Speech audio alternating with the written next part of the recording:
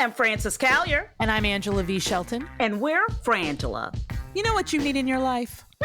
The Final Word podcast. Yes, you do. That's right. It is the final word on all things political and pop cultural. Where we make real news real funny. Where we inspire you so you can #resist. Subscribe and get a new episode of the Final Word podcast each week. It's the news we think you need to hear. That's right. We think you need to hear it. Okay? Yeah, it's what we say so. That's right. And because all we do is give, every Thursday you can listen to our hysterical podcast, Idiot of the Week. We round up the stupid because you know what? Somebody has to. Okay. All we do is give.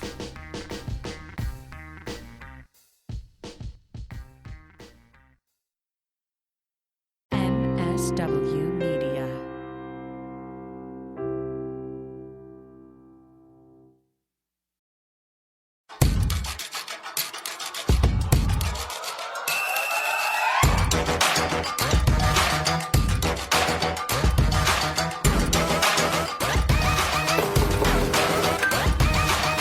It's Liz Winstead, host of Feminist Buzzkills Live and founder and chief creative officer of Abortion Access Front, the producers of Operation Save Abortion. I'm so stoked you are jumping in to get more involved in abortion justice. OpSave, as we like to call this series, was originally done as a live stream training day with breakout sessions in between each panel discussion. If you want to see the videos, they're all up at operationsaveabortion.com. Now we've adopted that training day into this 5-part podcast series, so folks have options to listen and learn in the medium they preferred. But I want to be clear. This isn't a podcast series that you'll listen to while you're cleaning out your closet. This is an interactive series. So you should probably listen up and you need to do some preparation. You might not listen to it today, right now, but get together with your friends and make a plan to really do the work. So here's an overview and some tips to get the most out of your experience.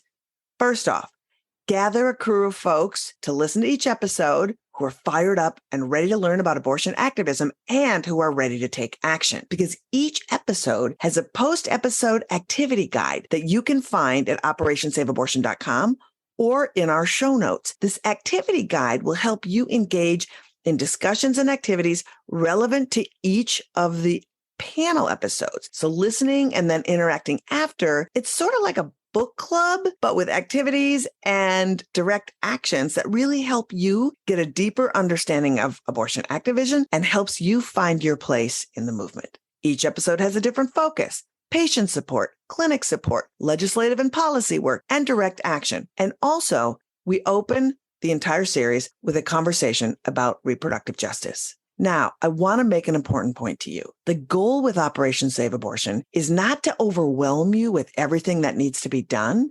It's designed to give you a meaty orientation of what needs to be done so that you can learn about all the opportunities available and then choose which of these opportunities inspire you and that are compatible with your capacity to give time and to what's available in your area. Now, the first episode in the series, as I said, is about reproductive justice, and it's first intentionally, as we want you to learn about reproductive justice so you can root your activism in this framework and use that lens in every conversation and brainstorming session you have during this series and in all of your activism. The Operation Save Abortion series wants to take you beyond the march. As we like to say, you go to a march, but you build a movement. And this series wants to do the latter. So, let's set some expectations. As I said, each episode is a broad overview. We're in it for the long game. So if you're looking for deep dives into specific areas where abortion advocacy intersects with other activism, like gender inclusion, disability and abortion rights, and white supremacy in abortion, there will be subsequent conversations and workshops on those and a variety of specific topics. So if it's trainings you're seeking, say on self-managed abortion or safety protocols online and in person doing direct actions, you won't be hearing those in this series.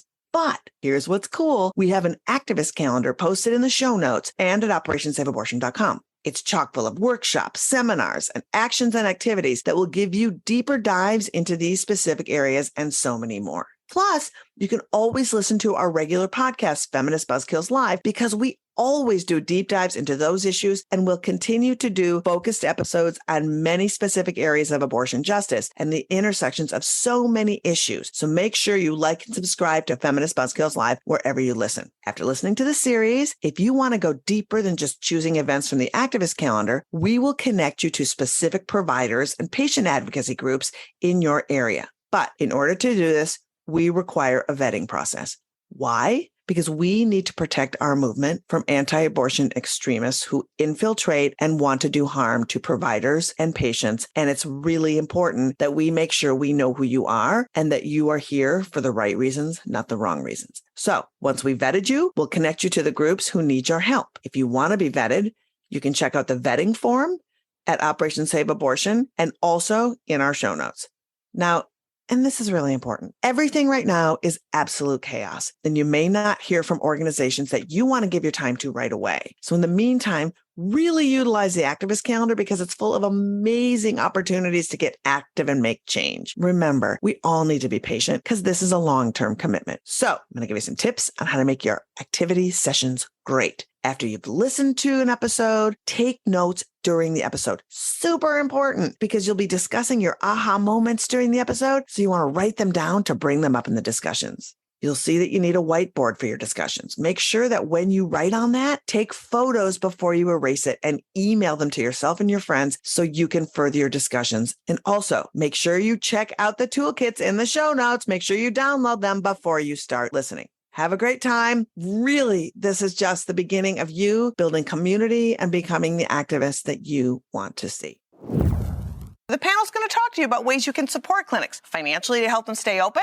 helping them with smaller obstacles they face, escorting patients, and showing love to their staff and to them to celebrate their presence in your community. Because they're small businesses doing dope-ass work in your community. We need more of them in your community, not less, so let's hear from them. So, the moderator, she's all the way from the last panel. It's very exciting. You met her from Feminist Women's Health Center, the executive director there, Kwajalein Jackson. Take it, Kwaj! Thank you, Liz. And thank you to everybody for joining today, for sticking with it. There's so much more to come, so I'm just thrilled for how much you're going to get out of today's program. Again, I'm Kwajalein Jackson, Executive Director of Feminist Women's Health Center. And as the director of an independent abortion provider, I am overjoyed to be moderating this panel with these amazing advocates. We're going to learn about what an independent abortion provider is, what makes that work distinct, and what supporting independent clinics really looks like. What are the ways that we can do it in a way that is helpful and not creating more work for the indie providers. So I want to first throw it to Dr. Deshawn Taylor to introduce herself and her clinic, and we'll go through all the panelists introducing themselves, and we'll get into the conversation. Thank you, Kwajalein. So I am Dr. Deshawn Taylor.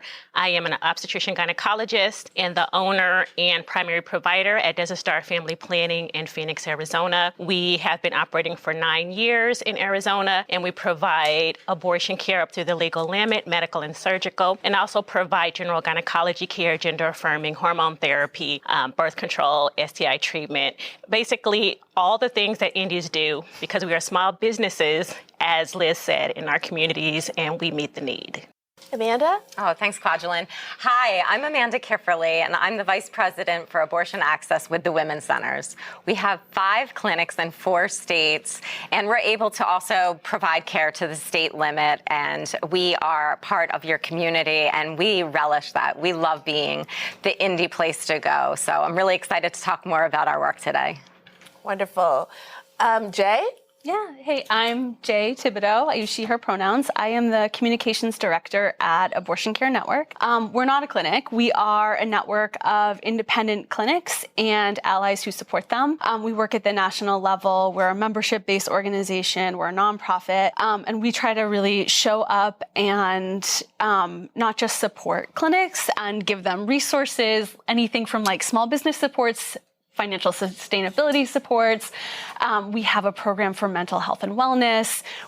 I'm the comms director, so we do communications and narrative work. But we really try to be a space to bring people together, to build connections, to make space to listen to each other, listen specifically to indie clinics and the people who work there. And to build leadership within our movement and within our networks. And it's a really special place. It's, we're the only organization dedicated just to indie clinics.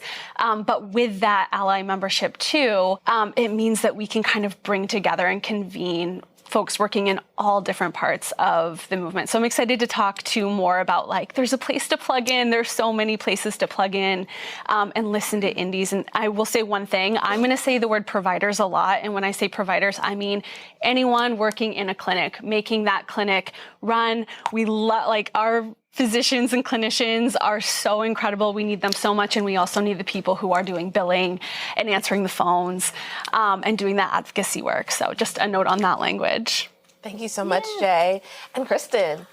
I am Kristen Haiti. I use she, her pronouns. I have two roles. I am the clinic escort coordinator at Toledo Women's Center in Toledo, Ohio, our scrappy indie clinic that it's just kept going. And I am also the community engagement coordinator with a little organization you may have heard of, Abortion Access Front. So I feel super lucky to be here and represent both of those. Fantastic. Thank you all so much. I want to get into what is an independent abortion provider.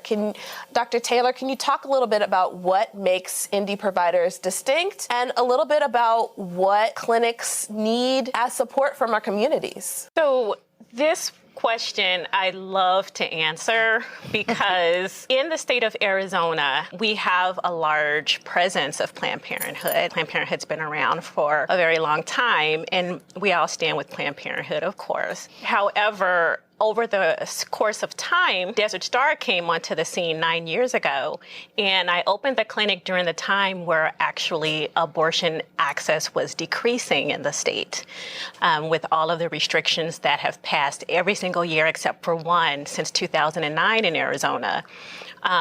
Independent abortion providers became even more important in our state. And so what's really nice about being a smaller entity is the nimbleness. It's like the community has a need and you can just meet with community, do the analysis, figure it out, and give the community what they need, as opposed to having to have protocols changed and staying within certain guidelines. And of course we have guidelines we follow. There are best practices to provide abortion care. Of course. But what we're able to do is really meet community need quicker when things are changing. And we're scrappy, we're small. It's like we are in the community. We're meeting with community members. They're not just our patients, but they're our staff. And it is just an awesome opportunity to be really kind of grassroots in the activities that we're doing, not just providing care, but advocating as well. So it's been awesome. Amazing. And Amanda, you talked about having locations in 4 different states. Can you talk a little bit about what independent providers look like at the women's centers? Yeah, thank you, Kwajalein, and thank you, Doctor. I am thinking about us, and I think big indie energy. We are so happy to be in 4 different states. So we provide care in Atlanta. We provide care in New Jersey.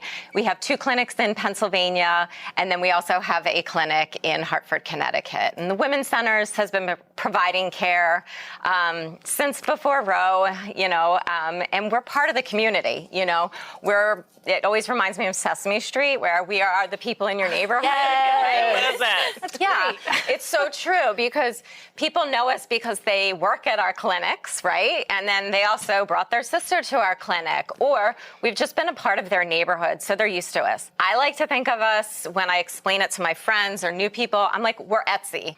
We're your favorite indie record shop. We're your favorite coffee shop that doesn't look like the one down the street. We're the cool kids, we think outside of the box, we're nimble, we're scrappy, and we enjoy being able to help patients who otherwise get turned away from some of those other clinics. We love the opportunity to work with people, and we provide care up to the state limit. We're growing our practice to help accommodate travelers, and we look forward to that type of work. when I think about the great people I get to work with, I just think how amazing they are, and our hearts, are so full because we love the work we're doing. And it's so impactful on a daily basis that when you reflect back on just what we've been able to do since the Roe leak, it's incredible. It's been a real joy to be able to do that. And we do provide care to everyone. And, sometimes that does mean we do care for 10-year-olds. More often than not, we are helping people in your family. Yeah. So when people say we provide abortions for 1 out of 4 women, that doesn't mean it skips anyone that okay? That means the people in your PTA. That means your baseball coach. That's right. That's your Pilates instructor. And sometimes it's even the girl from Wharton who has a really great art collection. It is all of those people. And each one of those people gets our hearts. They get everything, and they get great care. Even the protesters get good care with us. So I think people are always fascinated by our ability to be so caring and to maintain such great standards of care. Absolutely. Managing independent clinics is beautiful and exhilarating and complicated and difficult work. I know at Feminist Center, we have a lot of challenges trying to make sure that we are keeping our equipment up to date, making sure the facility is, the air conditioning is working and the roof doesn't leak, that we're managing all of the protester activity. We are trying to keep our phones ringing. All of these things that are just a part of running a business, but also the complexity of working in this industry. I want to turn it to Jay to talk a little bit more about how Abortion Care Network works to support some of the complicated work of running of independent providers. Yeah. Can I say a couple more things about indies? Yes. You can rag on us all day. Big indie energy. What we're doing. Well, first of all, I used to work in an independent clinic. I had my abortion in an independent clinic. My mama is a nurse at an independent clinic. Indies have my whole heart, and it's a thrill and a pleasure to be up here with you all. I want to say a couple more things, because one thing that ACN does is this national landscapes report every year. It's called Communities Need Clinics. It's on our website. We'll make sure you have the links. And what we do is we look at every single clinic. We work with the incredible folks at ineedana.com, and we call every clinic every year and say, are you open? How far into pregnancy do you provide care? Are you doing telemedicine? Tell us more about what you do. Are you a nonprofit or a for-profit? A lot of people don't realize most indies are small businesses, not necessarily nonprofits, although many are. So a couple big things I just want to say before I jump in to keep our clinics is that there are just as many independent clinics in this country as Planned Parenthood. So we're not talking about, even though indies are often small and they don't have a lot of name recognition, I want to look at you guys, sorry.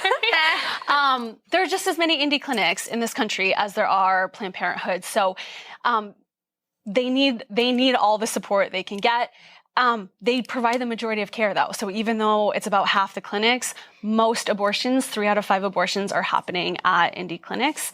And then, Kwajalein, I'm sure you're going to talk about this more. I'm sure we all could. But I just want to mention, too, if abortion is 100% of what you do, that's beautiful. That's amazing. And a lot of these clinics are providing tons of care. Dr. Taylor is doing that. I know many clinics are providing everything from abortions to birth control to trans and gender affirming hormone therapy to PrEP. That's, I say that not because, not to sort of justify abortion in that scheme, but because these are the services our communities need. That's so right, Dr. yes. Taylor heard, this is part of being nimble, right? We heard from our communities, they need this, so we're doing that. So one thing I want to say is, I'm going to make sure Kwajalein gets to say this because I always hear from her, but you can go get care at an indie clinic, even if you don't need an abortion right now, even if you never need an abortion, you can go get your care there. So I hope you'll say that more because I learned that I got that from Kwajalein. Let me take a sip. Does anyone else want more? No problem. Yeah,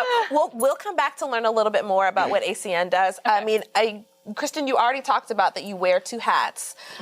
So can you talk a little bit about the ways that you are organizing volunteers in both of those spheres? Yes. So the first way I came into abortion was I actually read a Jezebel article. It was about a clinic escort somewhere else who was being doxxed and harassed, and they were going to her work and trying to get her fired. And I was like, well, that sounds like fun. And Sign me up. Sign me up. Here we are. And that was about 8 years. And honestly, clinic escorting has just been the gateway into everything else. It's really eye-opening when you go to a clinic and you see what a patient has to deal with. We are all adults. We are all humans who are able to think and reason on our own. And we have made the decision to go to a clinic if we are pregnant. If we don't want to be pregnant, we're going to get abortion care. And there are these people on the sidewalks that are yelling at you.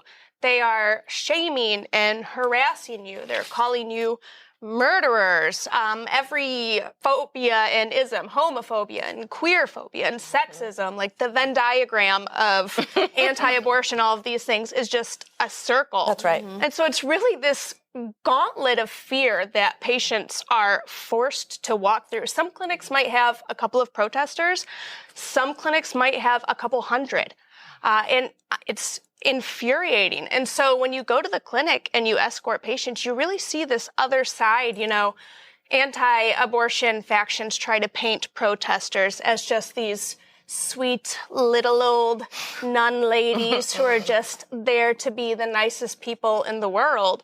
But they aren't showing the people that are calling you murderers and, telling you that you're going to die and you're going to kill people. And it's heartbreaking. So clinic escorts, there is a wonderful nonprofit out there called the Clinic Vest Project that provides clinic escort vests to nearly all the escort groups in the country. And there are these bright, neon, beautiful uniforms that we put on. And it's really simple. We stand outside the clinics, and when patients pull up, we present a safe welcome to them to the clinic. It's like a beacon of hope through all of the bullshit that's on the sidewalk and being thrown at them. Yeah. And it's maybe 30 seconds of conversation. You know, it's, hi, I'm with the clinic. I'd be happy to walk you up to the door.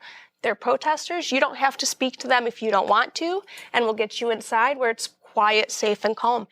And that's it. And you don't do it for the thanks, but patients are so grateful for someone there that is safe and they know they can trust.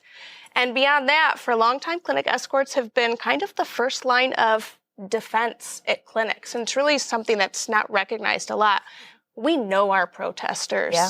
We know who they are. We know what they do. We know what they're capable of. We know every person on our sidewalks. And so if you're thinking about being a clinic escort or a clinic defender, one, amazing, that's great, but don't just show up to the clinic. Even very well-meaning and well-intentioned pro-abortion people on our sidewalk that are unknown, that presents an additional safety risk. So get a hold of clinic escorts, get a hold of the group, talk to the clinic if you can, if they're doing that, because we train our volunteers.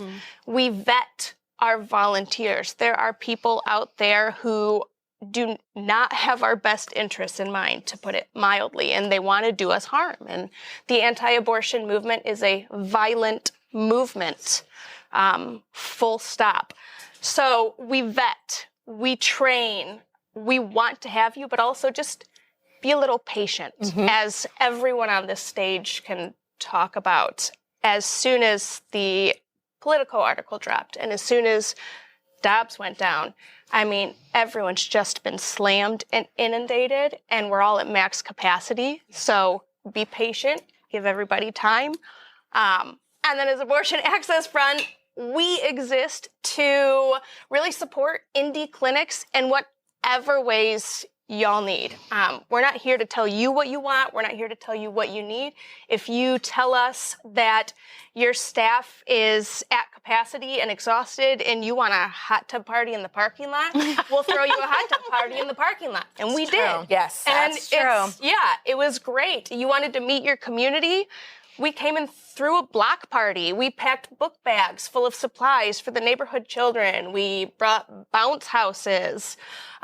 We responded to that need. And that is my absolute favorite part of the job and what we do, is just listening to what you all want and doing whatever we can to meet those needs. Thanks. It's amazing. Amanda or Dr. Taylor, you want to talk about like what volunteers have meant for your clinic, what escorts have, what difference they've made to the environment at your clinics? Yeah, sure. Exactly what Kristen said. We threw the best barbecue in our parking lot in Atlanta, thanks to Abortion Access Front. It was amazing to be able to do that, and we just straight partied in our parking lot. And I think the best thing that AAF does is validate us as real humans. It's not often enough that we get recognized as healthcare workers and members of the community who just want to help. We are helpers at the very basic Mr. Rogers level. We're there to make sure people are safe and having access to abortion care that feels dignified and is done carefully and with compassion. So our escorts who show up with smiles, it's worth $1 million because you're just not met with a smile enough in this world. Yes. And on all the days, let's have a smile before we get in. But I mean, for us, I think AAF has been able to validate me as a human, and it lets me feel that I am not alone in this work. And being able to connect, thanks to ACN, with so many other indies like Kwajalein, we get to talk and feel, again, just like we are people. We have families. We have friends that we're neglecting this summer. We really want to be at the beach with you. We don't mean to not reply to your text. That's right. We're so sorry. You're not okay. No, I really do love my cat. She's very angry with me because I'm not petting her enough right now, but it's not my fault. And it's thanks to folks, like you all here, that has allowed us to get through this. It's been exhausting. And one of my colleagues said, just ask them, just please tell them to be patient with us, indies. We want more community support. And I know that because of the work AAF is doing today, we are going to be able to get more volunteers. We're going to be able to get really crucial donations. And the Women's Centers is going to be able to work with AAF to train up a whole bunch of new folks, to enhance what we're doing for our community and make patient experiences wonderful. And also, again, validate the work of people like Dr. Taylor. Yes. Yeah, thanks. There are a few key words that have come up that I wanted to address. One is dignity. What the Abortion Access Front was able to help my clinic with was we were fighting with management for the terrible flooring in the suite. They just would not replace floors, and it was terrible. Every time there was a storm, there was more water damage to the floors. And so Abortion Access Front has their, I think twice a year, they'll reach out like, what you need? What do you need? I was like, we need floors and a bunch of other things. But right now we really need floors. And they were like, okay, well, let's do the floors. Oh, and a procedure table. And some other things. And they raised the money for the floors. Amazing. In like less, I would say honestly, that those donors that they have access to, I was just shocked at how quickly the money was raised. I think not even a month it took to raise that money for the floors. That was actually, when I was hired into Abortion Access Front, that was one of the first things that I was able to do in my role. And it was so amazing. I tell you, together. like, I tear up thinking about it because I swear to you, I bought those, the thing that you're actually supposed to use to roll your chair across. I had them all over the place, over the major defects. Right. Yeah. Because the thing is, our patients deserve that part. To go to a place that shows them that we care about them, that we care about what your space looks like. Right? And like that you're not, right? And that the staff feel good. Like when you have patients taking selfies in the lobby, you know you're doing something right? Yes. Like, you know, and when people give reviews, they talk about how clean the space is, how bright, you know, like people care about that. You care about that when you go to your doctor for anything else. Why wouldn't you care about that when you're going to your abortion provider? Like, our patients deserve that from us. And Abortion Access Front helps us deliver those things. Oh, it's so important. I mean, one of the characteristics of independent providers we've talked about already: small, scrappy, sometimes significantly under-resourced. We are working with the thinnest of margins because we want to make sure that abortion care is affordable to our communities. We know the people that we're serving, and so we don't have huge discretionary budgets that would allow for us to really invest in our businesses in the ways that we want to. But in addition to Abortion Access Front, there's also Abortion Care Network that helps to fill in the gaps, that helps independent providers make things happen. Can you talk a little bit more about Keep Our Clinics? Yeah, I'm so excited to talk about Keep Our Clinics. So Keep Our Clinics is a fund that is run by Abortion Care Network because we're a nonprofit. You can donate to Keep Our Clinics and it can be tax deductible. And really what was happening was indies were going to the Supreme Court over and over. If you look at any of the big abortion cases at the Supreme Court in the last decade, it's Whole Women's Health, it's Hope Medical Group, which you may know as June Medical, and it was Jackson Women's Health Organization. Indies keep going to bat. They keep fighting from city halls to state houses to the Supreme Court. But by virtue of being indies, you guys don't have the same name recognition, right? And when these big events and news stories hit, people think of Planned Parenthood. We didn't have really sort of a centralized way to say, like, just give to indies. So we started to Keep Our Clinics, which again, it's a fund you can donate through Abortion Care Network, but every single dollar goes directly to independent clinics, and the clinics tell us what they need, right? So they say to us, I wish we had more money, so if you're out there and you want to donate, do. But we take the money we have, and then indie clinics say, like, I need a roof, I need a parking lot, I need hazard pay because COVID hit and we had to double our hours to keep people spaced. We need to pay our lawyers, right?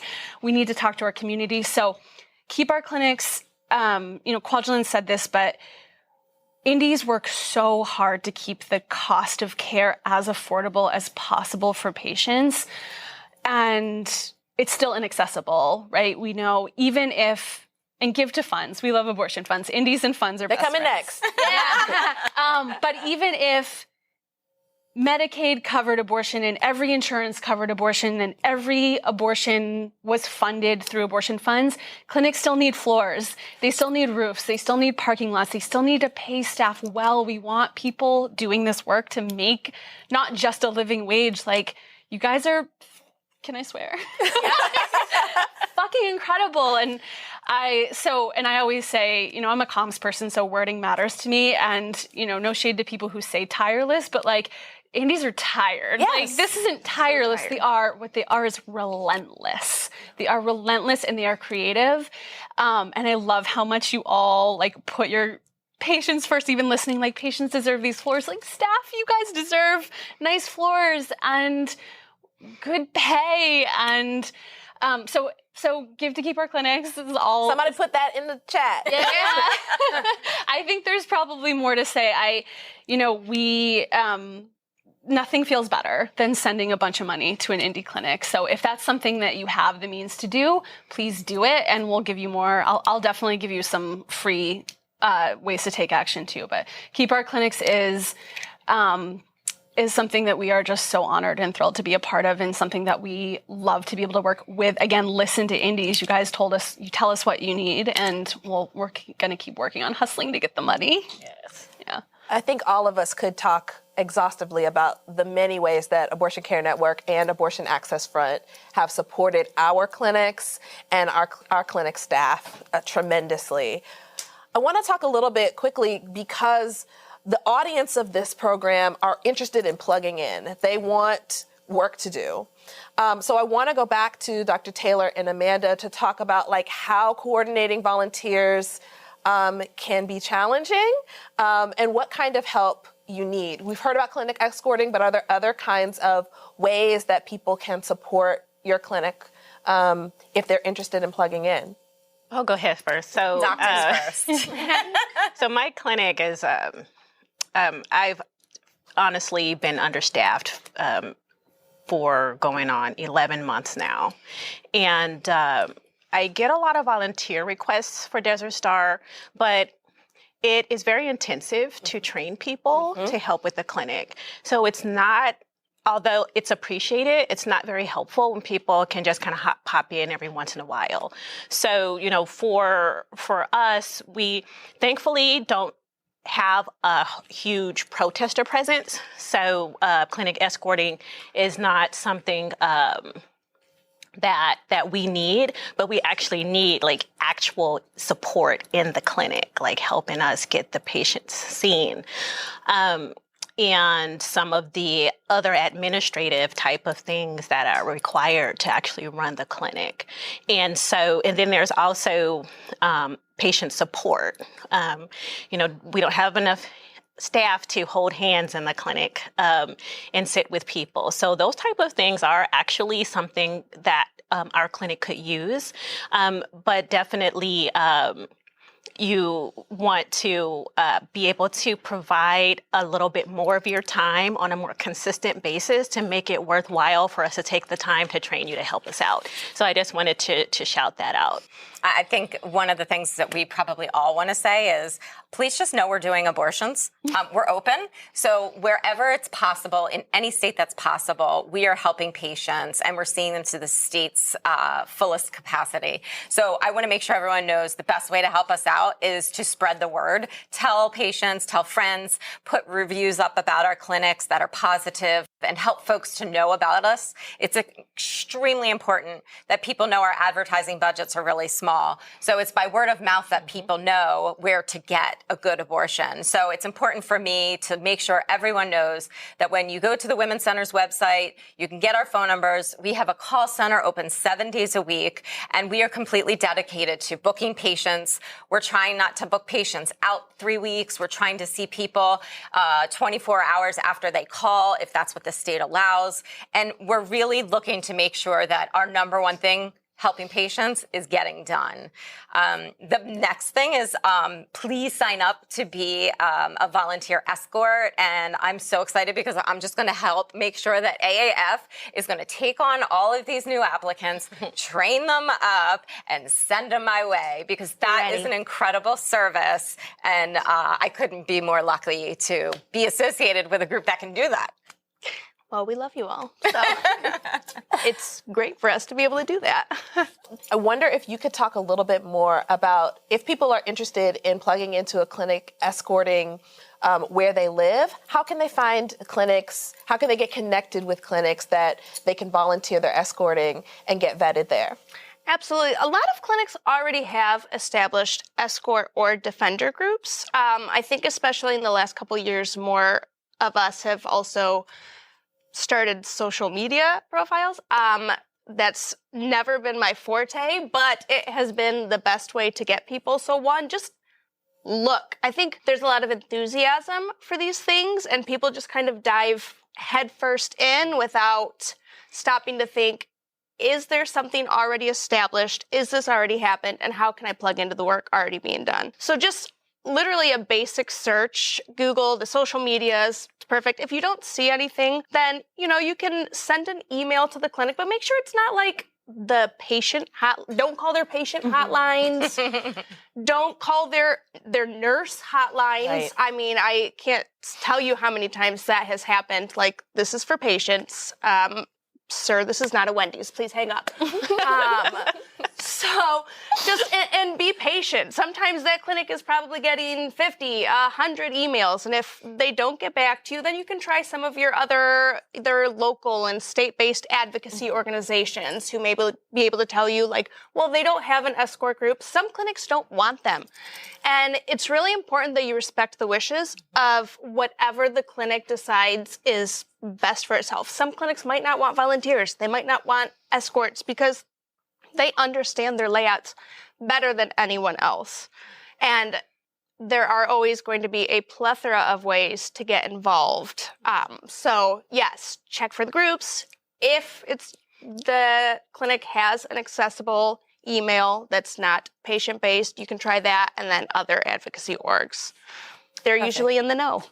I mean, I think the watchword for this particular panel is just, why guess when you could ask? I said it in the last one, I'm gonna say it again. I just feel like that is an important thing. Yeah. Like, we want to help people in the ways that they want to be helped. We wanna check in. We don't wanna make any assumptions about what people need. We wanna just ask them. And if they say no, we wanna accept that and find another way.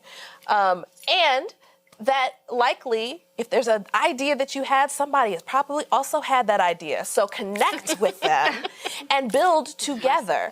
There's already established work. So we're going to talk more about the other resources like abortion funds that people can plug more into. But I want to just have this final question. How can people connect with the clinic? So I know, Kristen, you said sometimes following them on social media, sometimes there might be an email address that is for the community, but I'm curious from the providers, if you talk a little bit about how you would like people to approach getting connected with the clinic.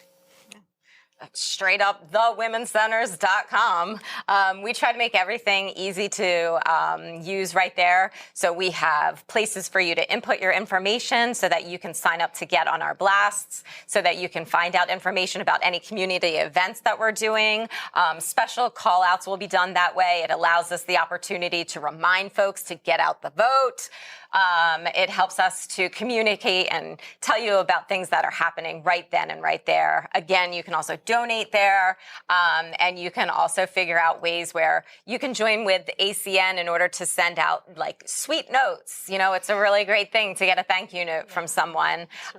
It's really nice to get that kind of communication from people. And whenever possible, keep telling your friends about us and helping us to post great reviews about the work that we're doing online. So I wanted to, although I'm one of the ACN member clinics in Arizona, and Arizona is a hotspot for extremists to have conferences.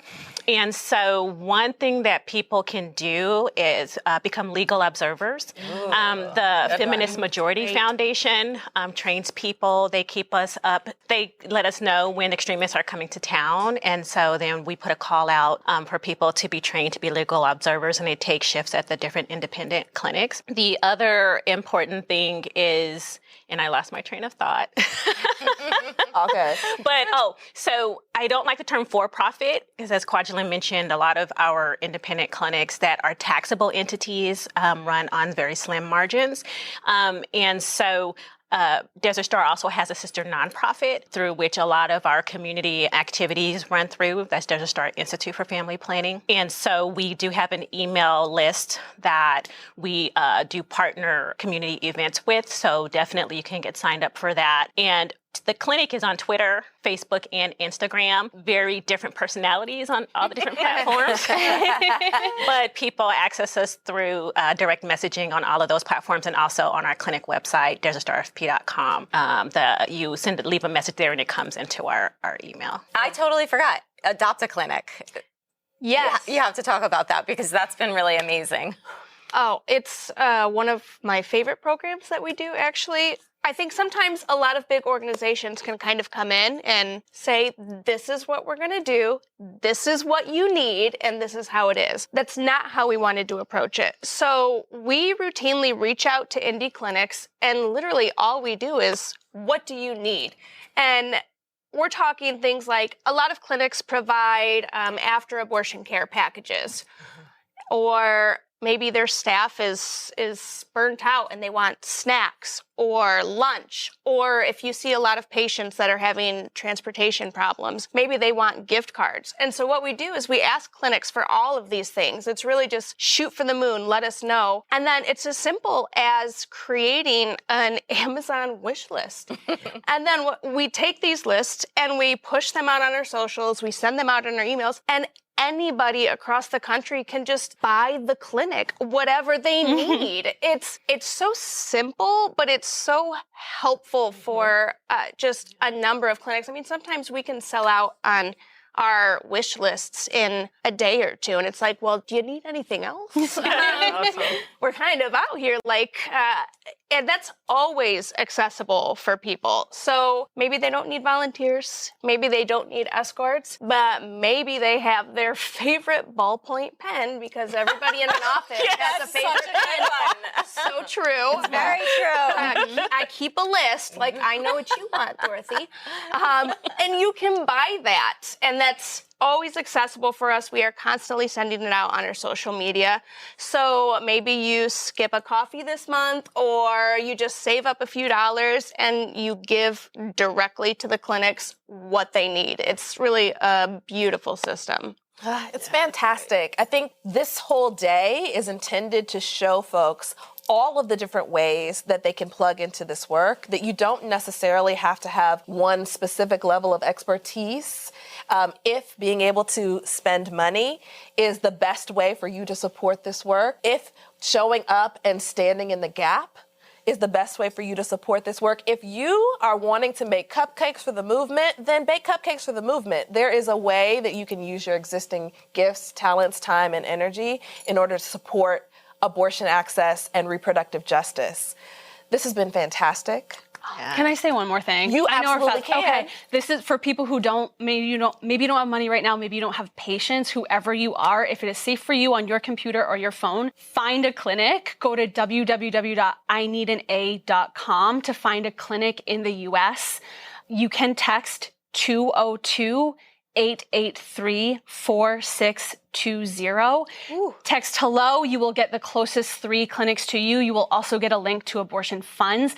If you don't have patience right now and you want to do something now and you can't wait to escort, send that information to everyone you love, everyone you care about, and say, here is how you find a clinic if you ever need one. I love you. I am here for you. I am a safe person to talk to.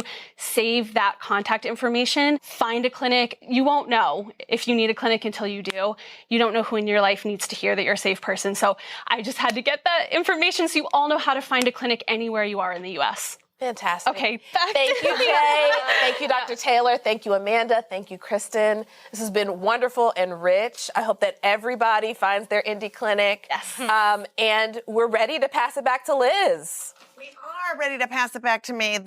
Remember when I'm like, did you download the activities guide? Well, as you go into the break, which we're about to go into, we have an entire exercise for you that involves the website ineedana.com, so you can learn about it. We're here. We want you to. I know a lot of you are like, what can I do right at this minute? First of all, get vetted, right? We explained why you need to get vetted. So right in the link, folks, so that you can get connected. But until then, the Adopt a Clinic program, amazing. Keep Our Clinics, which ACN is spearheading, they are looking at these big, giant other ways, and follow Abortion Access Front, because what we do is we have small projects that come up constantly that we can in turn take you and help you do that. There is tons of ways. Also, and this is crucial, we have our activist calendar live at OperationSaveAbortion.com right now. You can look at that calendar. It's full of public events. It's full of things that you can do and that you can do safely. So right now, there are those things and everything everybody said here. But truth be told, it feels like you want to do everything, right? And you want to do everything right now. We as a movement have been watching this happen, trying to plan for it, and have in a lot of ways done our best. But the depravity with which anti-abortion forces are trying to steal your bodily autonomy is 24/7, 365. And I think I can speak for everybody that you're going to hear from today that we underestimated the lack of humanity being shown by these people who purport to care about life. They have gone deeper, they have found ways, and they work constantly. And so the reason that we're trying to be deliberate and thoughtful is that as these folks work, they're realizing what they need. One of the things that becomes incredibly hard when you want to do all the good and all the work and all the right now is it can be messy and harmful if we tell you to do something and the clinic's like, wait, we haven't even figured out how we need it. So patients, go to that activist calendar, sign up on the volunteer link, because I can't say it enough. We can't burn out. We have to stay in this. It's already a shit show. The tsunami of shit is coming. Still coming. Mm-hmm. So we gotta build the suits for it, the shit that's gonna keep it off of us, and we have to listen. And sometimes we can only learn, and we have to wait for things to evolve. So there's ways to get involved now. You can always reach out to Abortion Care Network. You can always reach out to Abortion Access Front. If you're like, what do I do right now? We'll give you something to do right now. That activist calendar is gonna be key for you. So trust these folks,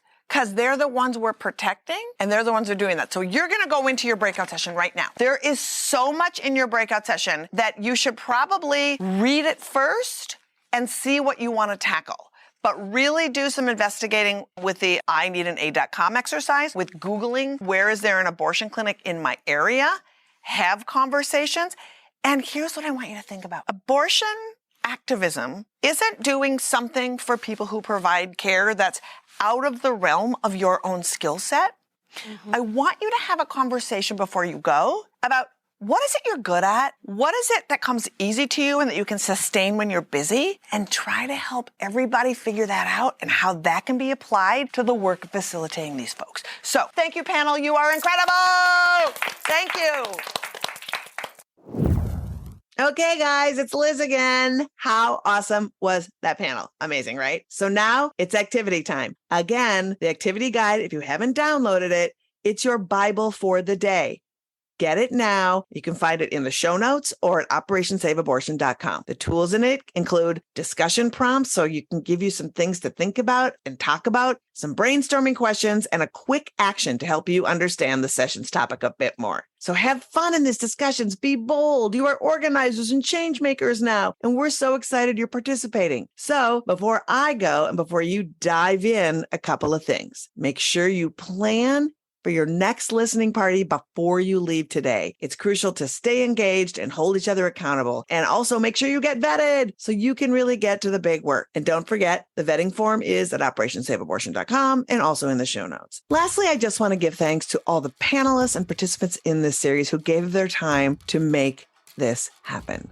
I want to thank Ted Nelson of US TV and the incredible team he put together who donated their time, the dream team at Abortion Access Front who made this event happen, the volunteers who worked tirelessly and gave of all of their time, and to you for deciding to give of yourself at this crucial moment. You know, we at FBK Live and Abortion Access Front are here for you as we navigate these dark days, and we want to be a reliable info hub and a source of humor as we face some really hard times ahead. We are in this together. We got you, and we all should have each other. You can continue to support Feminist Buzzkills Live and the special series we do like Operation Save Abortion in a few simple ways. Subscribe, write a review, give us 5 stars. It's the best way for our podcast to reach more people, and by doing so, you are helping more people learn about this assault on abortion access. To keep up with all the latest on reproductive rights news, follow Abortion Access Front on social, at Abortion Front on Twitter, Instagram, Facebook, and at Abortion Access Front on YouTube and TikTok. FBK Live is edited by Remy DeTournay and is a production of Abortion Access Front and MSW Media. Thank you so much, and I hope you enjoy this series and get the most out of it, and I can't wait to see you out here making a difference in these reproductive streets.